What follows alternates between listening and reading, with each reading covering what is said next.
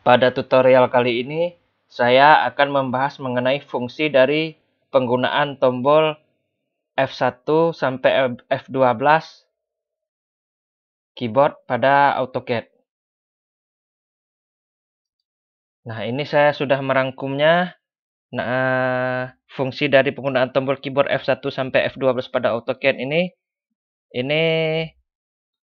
tombolnya, ini fungsinya sudah saya rangkum dan akan kita praktekkan satu persatu ini di AutoCAD.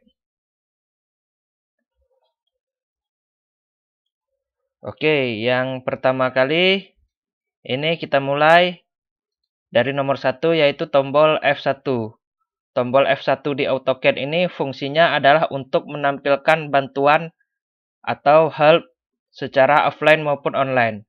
Oke, kita buka AutoCAD-nya. Kita buka AutoCAD, lalu kita tekan tombol F1. Nah, maka akan muncul kotak AutoCAD online help not accessible. Ada kotak peringatan ini. Ini karena saya tidak dalam posisi online. Lalu bisa juga kalau kita tidak dalam posisi online, bisa juga kita menggunakan bantuan secara offline. Tapi bantuan secara offline ini harus kita download dulu terlebih dahulu drivernya. Jadi di sini saya tidak mendownload drivernya. Jadi jika ingin offline, download dulu drivernya. Jika ingin bantuan secara online, maka harus terkoneksi dengan internet. Yang dimaksud dengan bantuan adalah, nah, misalkan kita ingin mengetahui fungsi dari line, polyline atau art ini, maka kita bisa menekan di bantuan. Bisa dilihat di bawah ini, sewaktu kita klik, kita arahkan kursor misal di circle ini, maka di tulisan kotak circle paling bawah ada tulisan press F1 for more help, untuk bantuan lebih lengkap.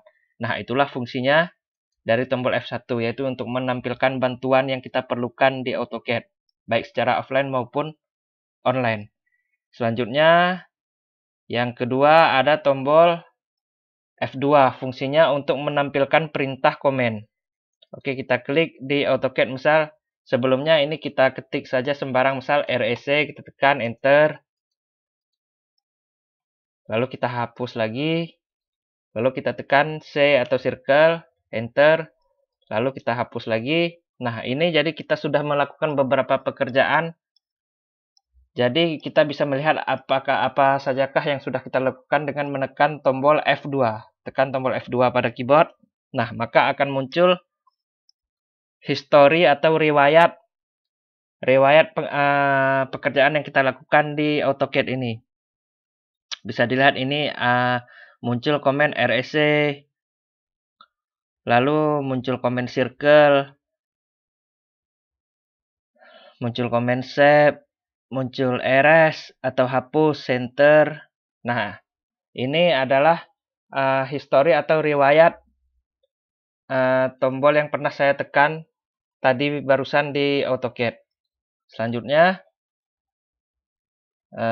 untuk tombol F3, fungsinya adalah mengaktifkan dan menonaktifkan titik penanda posisi garis atau OSNAP. Ini F3 ya, misal di sini kita mempunyai sebuah objek persegi panjang seperti ini. Lalu kita ingin membuat garis dari sambungan ini, kita tekan L, enter. Nah, ini ada yang dinamakan titik endpoint berwarna hijau ini. Titik kecil berwarna hijau itulah dinamakan dengan OSNAP. Dan kalau di tengah midpoint ini berwarna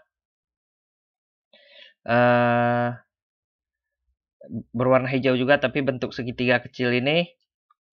Nah, itulah yang dinamakan dengan OSNAP. Ini OSNAP-nya aktif. Kalau kita nonaktifkan, maka kita tekan F3. Maka OSNAP-nya ini akan dalam posisi off atau nonaktif. Selain itu, OSNAP ini juga bisa diaktifkan dengan menekan logo di bawah ini. Ini posisi tadi sudah kita tekan F3 off, lalu kita tekan F3 lagi on. Nah, ini lihat ini sudah aktif, sudah berwarna biru, atau bisa juga di sini kita klik untuk menonaktifkannya lagi. Kalau dalam posisi nonaktif, maka apabila kita ingin menyambung suatu garis dari acuan persegi ini, maka tidak akan tampak jika kita arahkan kursor ke samping ini, ke tengah, atau ke samping lainnya juga tidak tampak. Tapi apabila aktif dengan kita menekan F3 atau dengan mengklik di sini, kalau sudah aktif tandanya sudah berwarna biru ikonnya. Nah, ini kita arahkan ke samping, kembali muncul titik penanda posisi kursor bahwa ini di pinggir, lalu ini di tengah, dan ini di pinggir lagi. Nah, itulah fungsi tombol F3, yaitu untuk mengaktifkan dan menonaktifkan titik penanda posisi garis atau OSNAP. Selanjutnya nomor 4, ada tombol F4. Fungsinya mengaktifkan dan menonaktifkan titik penanda posisi garis objek 3 dimensi. Ya, ini adalah fungsinya untuk objek 3 dimensi. Jadi untuk 3 dimensi saya tidak membahas di sini karena ini fokusnya hanya untuk 2 dimensi. Tapi tidak masalah. Ini coba kita tekan saja, misal tadi F4. Nah, ini bisa dilihat di komen ini 3D OSNAP atau OSNAP 3 dimensi on. Bisa kita tekan lagi F4, maka ada tulisan di komen bawah ini 3D OSNAP off. Kalau kita tekan dari icon logo di bawah ini, bisa juga ini ada icon seperti kubus, ini kita klik ini, maka sudah on lagi, tandanya berwarna biru. Kalau kita klik lagi, sekali lagi, maka menjadi off atau nonaktif, tandanya tidak berwarna. Dan ada juga keterangannya di komen ini, di kolom komen bawah ini. Oke, selanjutnya ada tombol F5. Tombol F5 fungsinya untuk mengganti view pada isoplane untuk objek 3 dimensi juga. Jadi bisa, meskipun kita membahas pada objek 2 dimensi ini, coba kita tekan saja yaitu tombol F5. Tekan tombol F5, maka ada keterangan di komen isoplane top. Kita tekan lagi, maka isoplane right, dan kita tekan lagi isoplane beralih ke arah left. Kita tekan lagi, maka kembali lagi ke top. Itulah fungsi dari tombol F5 yang berfungsi pada objek 3 dimensi, yaitu mengganti view pada isoplane untuk objek 3 dimensi. Selanjutnya ada nomor 6, tombol F6 fungsinya untuk mengaktifkan dan menonaktifkan dynamic UCS untuk objek 3 dimensi juga. Jadi ini juga untuk objek 3 dimensi yang nomor 6 ini, yaitu F6. Misal bisa kita tekan F6. Nah, maka pada komen dynamic UCS on, tekan lagi F6 dynamic UCS off. Lalu ini juga ada ikonnya di bawah ini. Ini kita klik icon dynamic UCS ini. Ini on dan logonya berwarna biru, kita tekan sekali lagi. Jadinya off atau nonaktif dengan logonya tidak berwarna. Oke. Selanjutnya ada tombol F7. Tombol F7 ini fungsinya untuk mengaktifkan dan menonaktifkan garis grid pada layar kerja. Nah, ini pada layar kerja kita ini ada garis-garis. Mungkin ini tidak nampak karena layar kita berwarna hitam. Ini saya ganti dulu layarnya berwarna putih supaya garis gridnya tampak.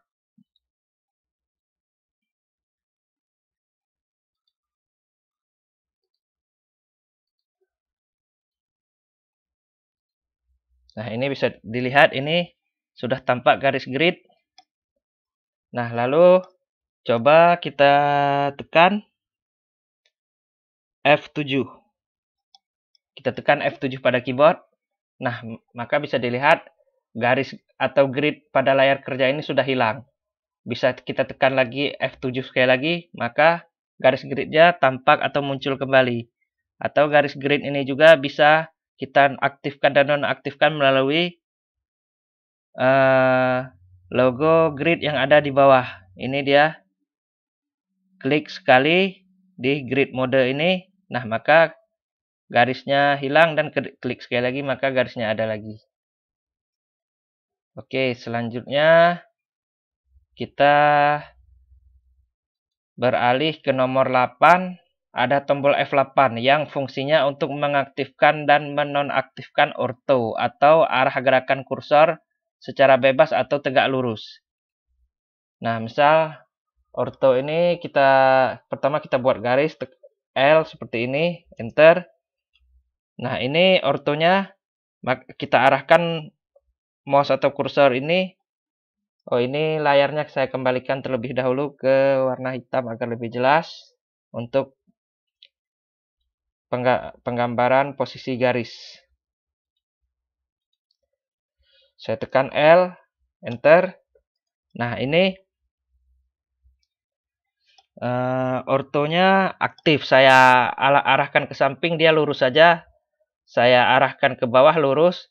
Saya arahkan ke samping sebelahnya juga lurus, dan ke atas juga lurus. Sedangkan ke arah lainnya tidak bisa, hanya tegak lurus 4 arah. Ini yang bisa, artinya ortonya aktif. Nah, kalau orto ini aktif, maka posisi yang bisa kita arahkan ke kursor ini untuk garis ini hanya 4 arah, tegak lurus. Atas, bawah, samping kiri, samping kanan.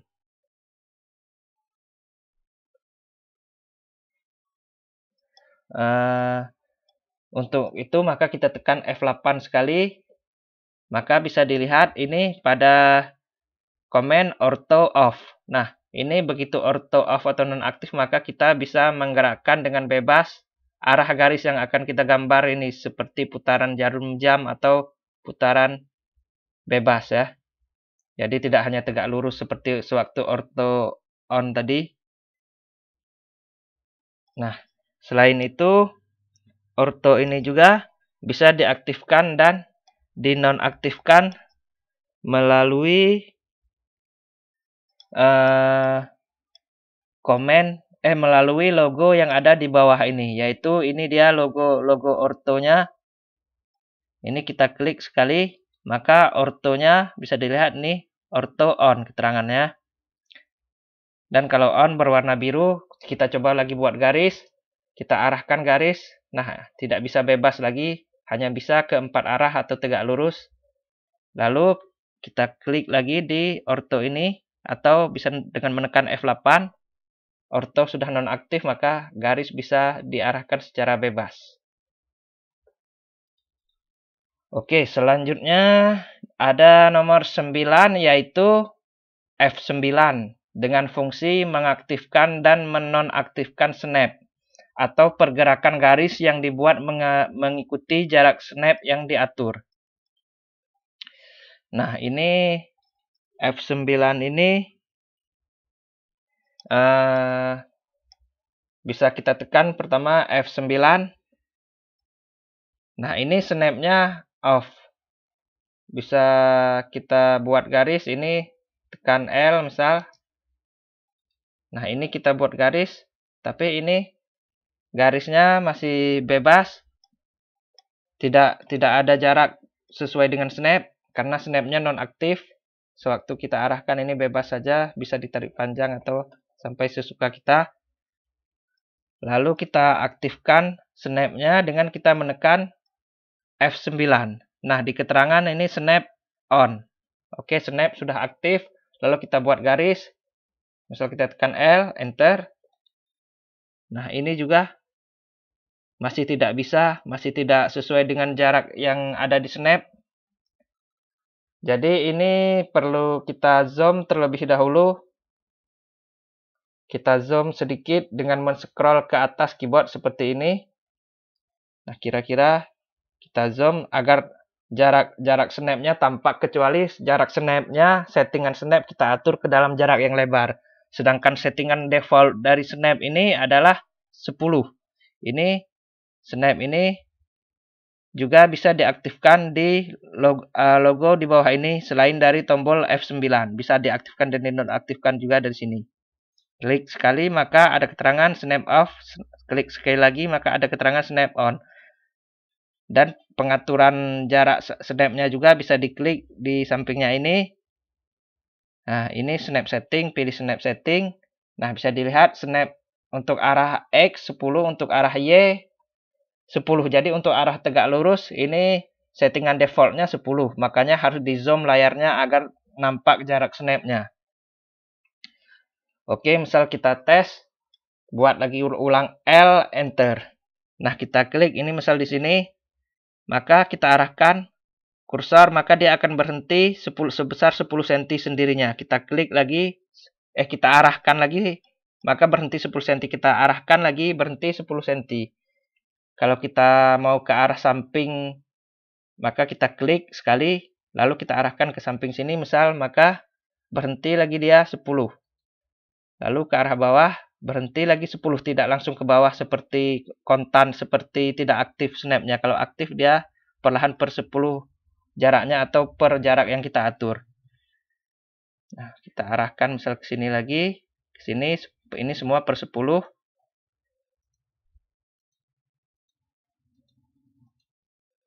Ya, misal kira-kira seperti ini ya. Jadi ini snapnya aktif. Apabila jaraknya ingin kita buat lebar, maka bisa kita klik di snap setting ini lagi. Misal terserah ini mau 10, 50, 100. Ya sesuai kebutuhan atau keinginan Anda masing-masing. Oke, seperti itulah kira-kira fungsi dari snap atau tombol F9 tadi. Selanjutnya ada nomor 10 atau F10 tombolnya, fungsinya untuk mengaktifkan dan menonaktifkan polar atau pergerakan garis yang dibuat mengikuti sudut polar yang diatur. Hampir sama dengan snap tadi. Kalau polar tadi bisa dilihat, misal ini kita tekan F10. F10, maka ada pada keterangan polar on. Kita tekan lagi F10, maka ada keterangan polar off. Dan ini juga bisa diaktifkan dengan mengklik logo di bawah ini, yaitu logo ini. Klik sekali, maka polar menjadi on lagi. Klik sekali lagi, polar menjadi off. Dan ini juga dia ada pengaturan sudutnya. Kalau secara default pengaturannya per 90. 90, 180, 270 kelipatannya dan seterusnya. Dan kita bisa sesuaikan ukuran lebar sudut sesuai keperluan kita. Ini saya contoh untuk default saja. Misal sebelumnya ini polarnya nonaktif, kita klik ini atau tekan F10 pada keyboard. Nah, ini sudah aktif, polar on. Lalu kita tekan L, enter. Kita coba membuat garis, L, enter. Misal ini kita klik garis di sini acuannya. Nah, ini karena acuannya per 90 derajat, maka bisa dilihat. Ini yang pertama adalah ada keterangan 0 derajat atau garis putus-putus berwarna hijau mengikuti ke arah kanan. Lalu kita putar lagi. Ini kalau kita putar belum sampai 90 derajat, maka tidak muncul polarnya atau garis berwarna hijau putus-putus tadi. Ini baru 45 derajat. Nah, kita putar 90 derajat, maka muncul lagi polarnya, yaitu ini keterangan polarnya garis berwarna hijau putus-putus, garis tipis. Oke, ini saya putar 135 derajat, tidak muncul juga. Nah, saya putar 180 derajat, maka muncul lagi garis bantuan polarnya. Dan saya putar 270 derajat, muncul lagi ke arah bawah garis putus-putus tipis polarnya. Dan ini bisa disetting sesuai kebutuhan dengan mengklik di samping logo polar bawah ini. Nah, ini. Kalau mau kelipatan 45 bisa tinggal klik, kelipatan 30 tinggal klik, misal seperti ini sudah kelipatan 45. Nah, ini ya. Oke, itulah penjelasan mengenai polar atau tombol F10 pada keyboard. Selanjutnya ada F11. F11 fungsinya untuk mengaktifkan dan menonaktifkan objek snap tracking atau melacak titik penanda posisi garis. Nah, misalnya kita mempunyai sebuah objek persegi. Katakanlah seperti ini. Kita buat objeknya. Ada misal 2 buah.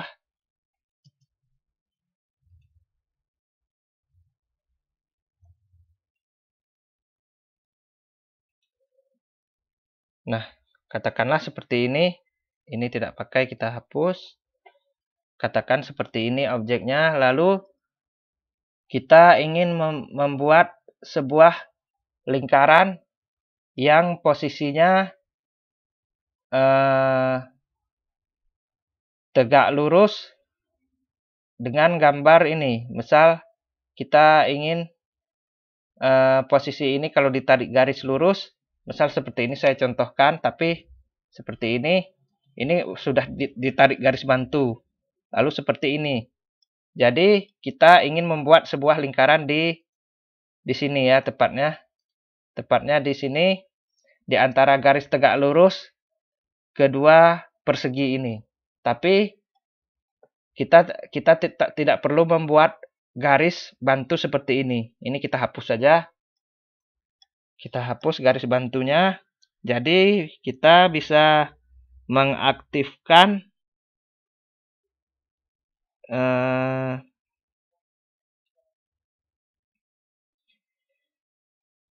objek snap tracking atau melacak titik penanda posisi garis dengan menekan tombol F11.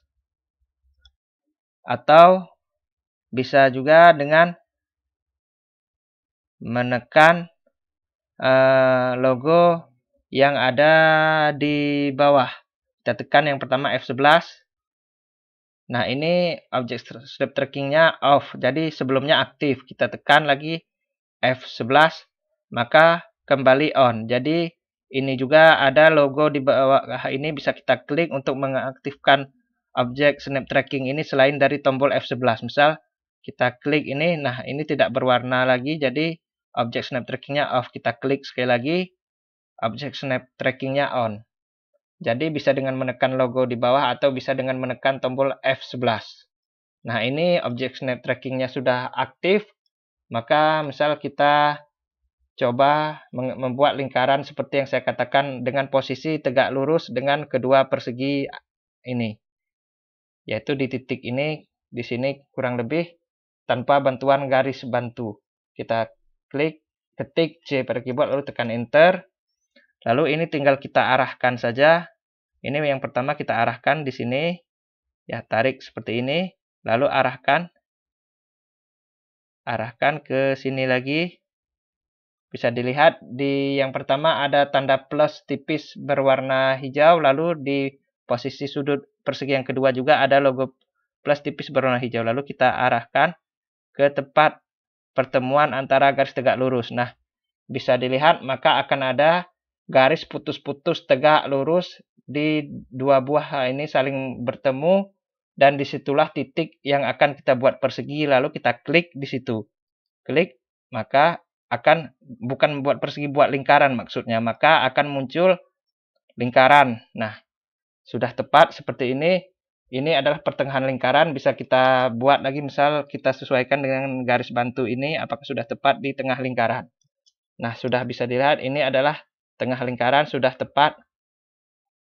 Atau kalau ini bisa kita lacak juga dengan objek snap. Apakah ini pertengahan lingkaran? Nah, dia akan ada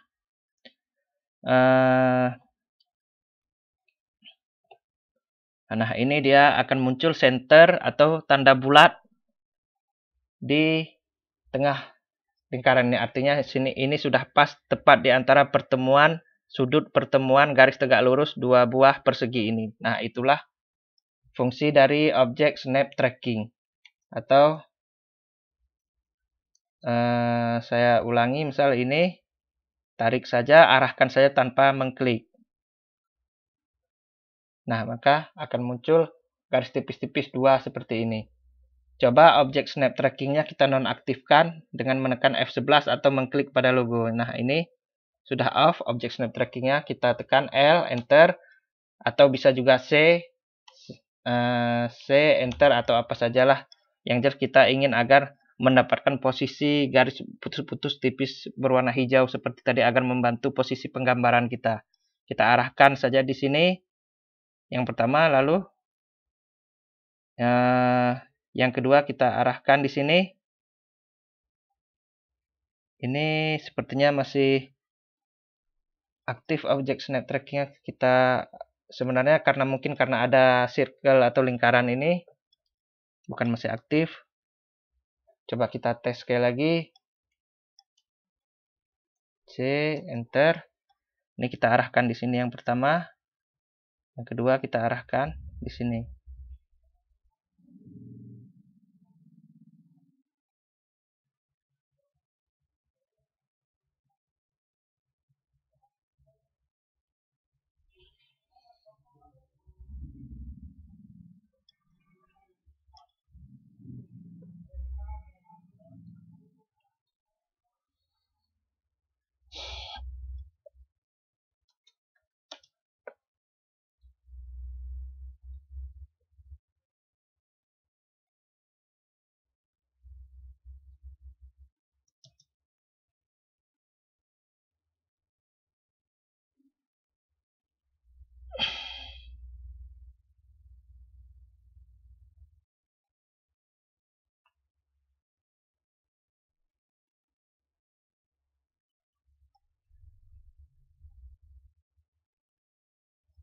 Nah, ini nonaktif, kita aktifkan lagi F11-nya. Nah, maka akan muncul seperti ini. Lalu kita coba lagi, misal di sini ini endpoint, kita arahkan ke midpoint. Nah, muncul.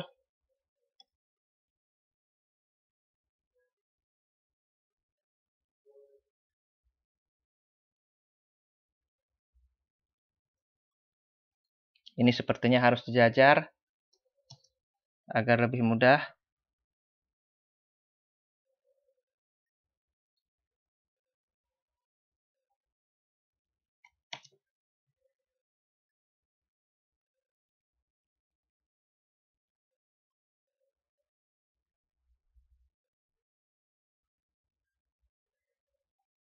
Nah, coba kita nonaktifkan lagi. Tekan F11. Objek snap tracking sudah nonaktif.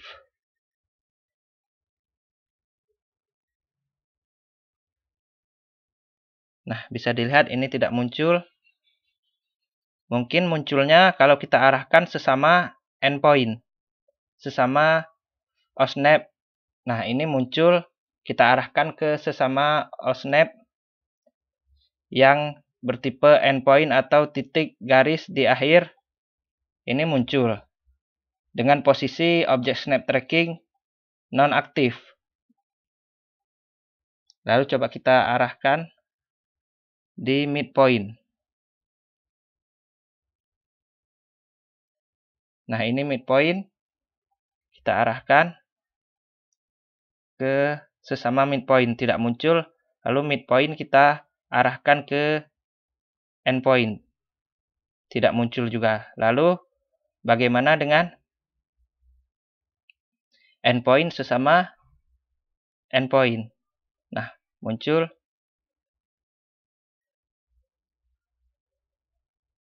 Ini muncul.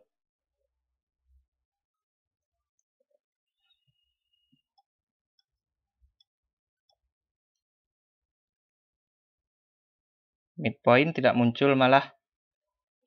Selanjutnya kita aktifkan lagi objek snap trackingnya atau menekan F11 atau klik ini, kita arahkan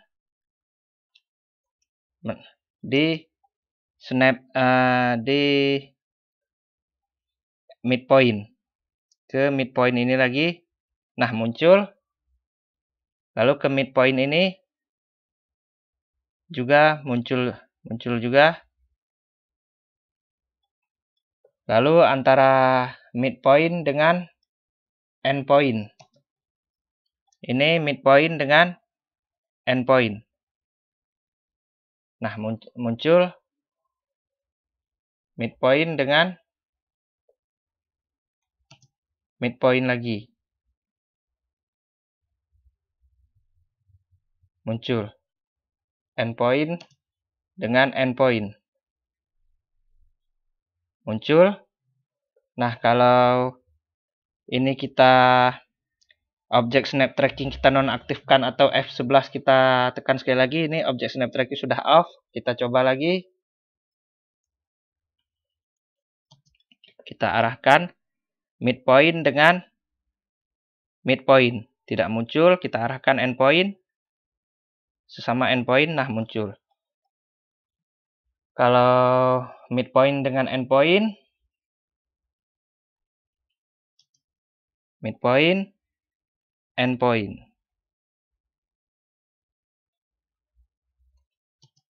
Midpoint, endpoint. Tidak muncul ya. Tidak muncul karena objek snap trackingnya tidak aktif. Jadi objek snap tracking ini kalau sesama endpoint dengan endpoint atau garis ujung dengan garis ujung kita arahkan, maka bisa aktif, dia bisa terbantu apabila objek snap trackingnya tidak aktif. Tapi apabila objek snap tracking ini tidak aktif, maka endpoint dengan midpoint tidak bisa diarahkan, dan midpoint dengan midpoint juga tidak bisa. Jadi kalau tidak aktif hanya bisa kita arahkan dengan endpoint sesama endpoint. Kalau aktif baru bisa ke semua objek, dari endpoint ke endpoint, midpoint ke midpoint, midpoint ke endpoint, dan sebagainya. Nah, itulah fungsi dari tombol F11 atau mengaktifkan dan menonaktifkan objek snap tracking atau melacak titik penanda posisi garis. Ya, kalau sesama endpoint dengan endpoint tidak perlu mengaktifkan ini, bisa langsung kita lacak sendiri tanpa mengaktifkan ini, kecuali midpoint dengan midpoint atau endpoint dengan midpoint atau dengan tipe snap lainnya, mungkin seperti intersection, circle, dan lain-lain. Oke, mungkin di 11 ini tadi ada sedikit terlalu panjang bahasannya, tapi tidak masalah. Selanjutnya kita ke nomor 12 atau tombol F12 yang fungsinya untuk mengaktifkan dan menonaktifkan dynamic input atau info perintah yang diketik di dekat kursor.